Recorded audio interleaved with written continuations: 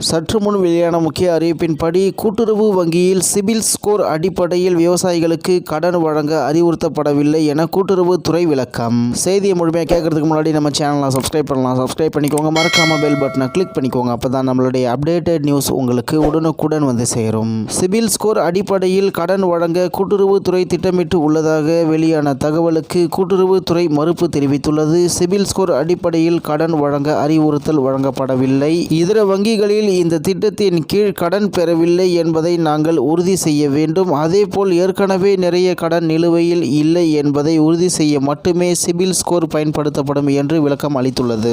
இது தொடர்பாக அளிக்கப்பட்டு உள்ள விளக்கத்தில் விவசாயிகளின் குறுகிய கால வேளாண் கடன் தேவைகள் சரியான நேரத்தில் பூர்த்தி செய்யப்படுவதை உறுதி செய்வதற்காக உழவர் கடன் அட்டை திட்டம், அதாவது கிசான் கிரெடிட் கார்டு KCC 1998 அறிமுகப்படுத்தப்பட்டது. இத்திட்டம் வேளாண் பணிகளுக்கு குறுகிய கால கடன்களை பெற விவசாயிகளுக்கு உதவுவதோடு வேளாண்மை சார்ந்த கால்நடை பராமரிப்பு உள்ளிட்ட இதர காரியங்களுக்கும் விரிவுபடுத்தப்பட்டு கடன்கள் வழங்கப்பட்டு வருகின்றன.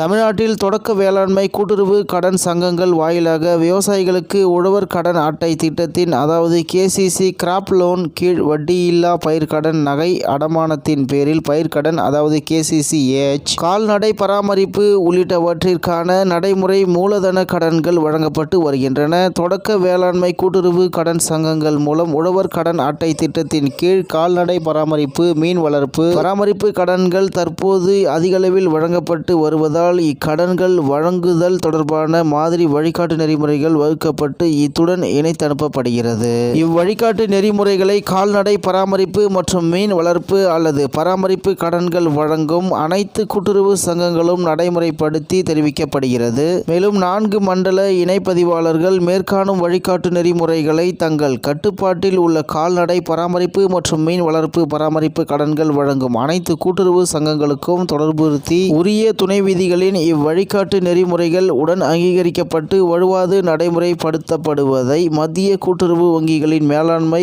5 மை இயக்குநர்கள் மற்றும் மண்டல இணைப்பதிவாளர்கள் உறுதி செய்து தொடர்ந்து கண்காணித்திட கேட்டுக்கொள்ளப்படுகிறது. கால்நடை வளர்ப்பு மற்றும் அவை சார்ந்த தொழில்களுக்கு வழங்கப்படும் கடன்கள் பின்வரும் நிபந்தனைகளுக்கு உட்பட்டு வழங்கப்பட வேண்டும். நடைமுறை மூலதன கடன், அதாவது ஒர்க்கிங் கேபிட்டல் தேவைகளை பூர்த்தி செய்ய மட்டுமே இக்கடன் வழங்கப்பட வேண்டும். கடன் பெற்ற தேதியிலிருந்து ஓராண்டுக்குள் திரும்ப செலுத்தப்பட வேண்டும். விவசாயிகளுக்கு வேளாண் கடன் அட்டை திட்டத்தின் கீழ் தற்போது ரூபாய் 2 லட்சம் வரை தனிநபர் ஜாமீன் அடிப்படையில் பிணையின்றி கடன் வழங்குவது போல் இக்கடன்களும் வழங்கலாம். வேளாண் அட்டை திட்டத்தின் கீழ் வழங்கப்படும் அதிகபட்ச கடன் தொகை ரூபாய் 2 லட்சத்திற்கு உட்பட்டு இக்கடன் வழங்கப்படும். பயிர்க்கடன் மற்றும் கால்நடை வளர்ப்பு அல்லது அவை சார்ந்த தொழில்களுக்கு வழங்கப்படும் நடைமுறை மூலதன கடன் ஆகிய 2 கடன்களுக்கும் சேர்த்து ரூபாய் 2 லட்சத்திற்கும் மிகாமல் இருக்க வேண்டும். வேளாண் கடன் அட்டை திட்டத்தின் கீழ் பயிர்க்கடன் ஏதும் பெறாமல் கால்நடை வளர்ப்பு மற்றும் அவை சார்ந்த தொழில்களுக்கு மட்டும் வழங்கப்படும் நடைமுறை மூலதன கடன் ரூபாய் 2 லட்சத்திற்கு மிகாமல் இருக்க வேண்டும். உரிய காலத்திற்குள் நடைமுறை மூலதன கடனை திருப்பி செலுத்தினால் வட்டி ஊக்கத்தொகை அரசால் வழங்கப்படும். சொந்த நிதியை பயன்படுத்தும் கூட்டுறவு சங்க வங்கிகளுக்கு